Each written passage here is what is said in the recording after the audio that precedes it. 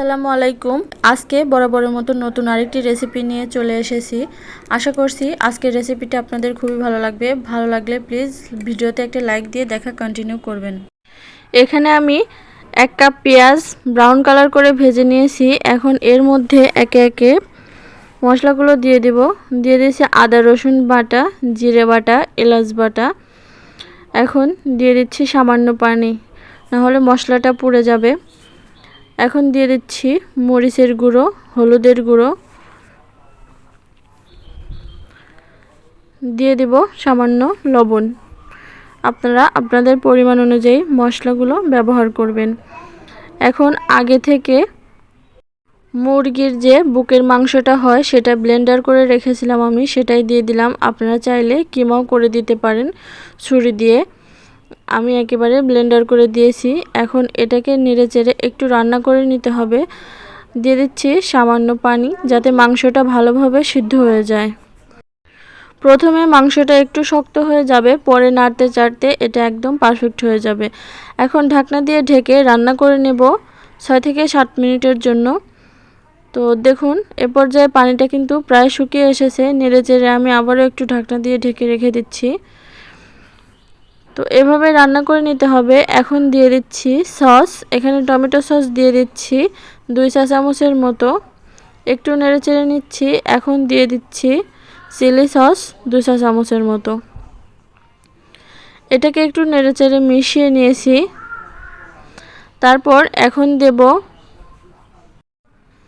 1 table চামচের মতো soya sauce. এখন এটাকে নেড়েচেড়ে শুকিয়ে নিতে হবে পানিটা সম্পূর্ণ। মাংসটা একেবারে ভাজা ভাজা করে নিতে হবে। দেখুন এ পর্যায়ে কিন্তু আমার এখানে একটুও পানি নেই, আর তেলটা উপর থেকে ভেসে উঠেছে। এখন এ পর্যায়ে চুলাটা অফ করে দিচ্ছি। আর এখানে নিয়ে নিয়েছি আমি ময়দা।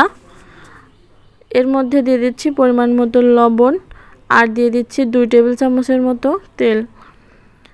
ময়দাটা আপনারা কমিয়ে বা বাড়িয়ে নিতে পারেন, আর চাইলে এখানে আটাটাও ব্যবহার করতে পারেন। তো এভাবে আমি একটু ময়ান দিয়ে নিলাম। এখন অল্প অল্প পানি দিয়ে এটার একটা ব্যাটার তৈরি করে নেব। একেবারে পানি দিতে যাবেন না, তাহলে কিন্তু বেশি সফট হয়ে যাবে। অল্প অল্প পানি দিয়ে একটা ভালো করে ডো তৈরি করে নিতে হবে। এখন ডোটা তৈরি করার পরে আমি একটা ফাঁকা স্পেসে এটা নিয়ে নিলাম। এখন এটাকে একটা রুটির মতো শেপ দিয়ে নেব।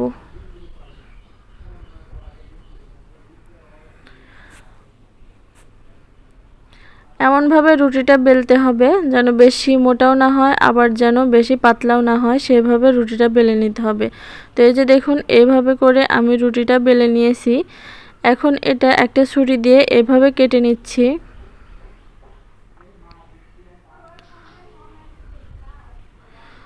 এভাবে ভাঁজ দিয়ে নেবেন, তাহলে সমান হবে। চারপাশটা সমান হতে হবে, এরকম করে ভাঁজ দিয়ে নেবেন। তো এভাবে করে আমি যতগুলো বানাবো সবগুলো কেটে নিয়েছি। আর চিকেনের ওই কিমাটা এর মধ্যে দিয়ে এভাবে দুপাশটা ধরে আটকে দিচ্ছি। এভাবে আটকে দিয়ে একটা কাঁটা চামচের সাহায্যে এভাবে করে এখন চাপ দিয়ে একটা ডিজাইন করে দিতে হবে। আপনারা চাইলে এরকম করেও ভাজতে পারেন, আবার এরকম করে একটা অপরাজিতা ফুলের মতো ডিজাইন করে নিতে পারেন। আমি আরও একটা দেখিয়ে দিচ্ছি। চিকেনের কিমার পুরটা দিয়ে এভাবে মুখটা আটকে দিবেন। তারপরে কাঁটা চামচ দিয়ে একটু ডিজাইন করে নেবেন। তো এভাবে করে আমি সবকটা ডিজাইন করে নিয়েছি। এই যে দেখুন এখন ভাজতে চলে যাব। সবকটা আমি বানিয়ে নিয়েছি। এখন অল্প আছে এটাকে ভেজে নিতে হবে। মিডিয়াম হিটে উল্টে পাল্টে এটাকে ব্রাউন কালার করে ভেজে নেব। ভাজা হয়ে গেলে এখন এটাকে আমি তুলে নিচ্ছি। সবগুলো এভাবে আমি ভেজে নিয়েছি। তো আশা করছি আমার আজকের এই রেসিপিটা আপনাদের ভালো লেগেছে। ভালো লাগলে লাইক, কমেন্ট এবং শেয়ার করে দেবেন, আর আমার চ্যানেলটা সাবস্ক্রাইব করে দেবেন। আল্লাহ হাফেজ।